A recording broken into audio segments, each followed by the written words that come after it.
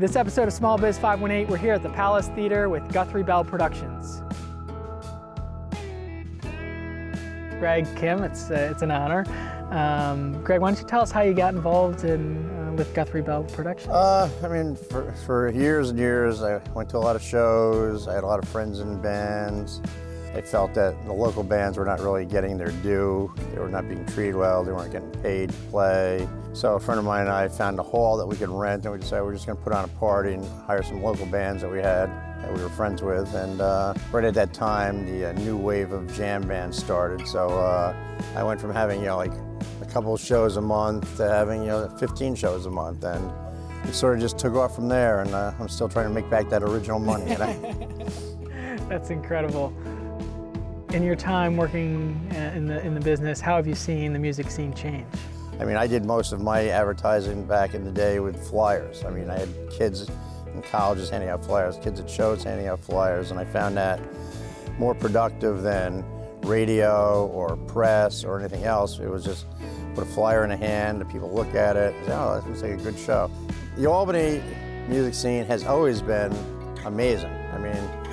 At any given moment, there's easily 20, 30 acts in the area that I think could compete nationally if they got known a little bit better, I do think just around here, truly whatever type of music you like, you can find. Like just last night, I was at Cafe Lena up in Saratoga, and it was just 3 solo singer-songwriters, and they did some songs together, but you can go to a big metal show too and have a few hundred people there. So I think no matter what you like, you can find it.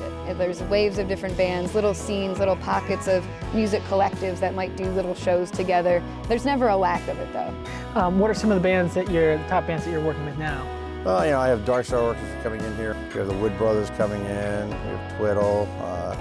I've done shows here with Mo, Disco Biscuits, Black Crows. I manage Eastbound Jesus, so they're like the main act that I push right now. How have local musicians become self-starters in the music promotion? Yeah, I think, with advances in technology and stuff, and a lot of people can kind of get their feet on the ground and put out a record just from recording at home. And I think that is really important. There's always been an underground DIY scene in Albany. And I go to a lot of those shows too, and my hope is to just always find new bands. We'll find the right bigger show that we can have you open up for. The goal is, I don't book anybody just for the sake of filling time. I book bands who I want to see. I believe in the bands and I want other people to see them. And my plan is always to build bands so that people will come to see them, and so that the band I have down here will be up here someday. But everyone you talk to always says Greg is one of the most honest guys in the business. So it's really cool to learn from someone like that. Which is why I'm still poor. Yeah, right. But you're in it for the right reason. What advice would you have to the young musician out there who is playing for 3 or 4 people but believes in their music? Well, if they believe in their music, then they got to keep doing it. To be successful here, you really just got to be open to good music no matter what it is and work together. That wraps it up for this episode of Small Biz 518. For more information about Guthrie Bell Productions, visit them online at GuthrieBellProductions.com.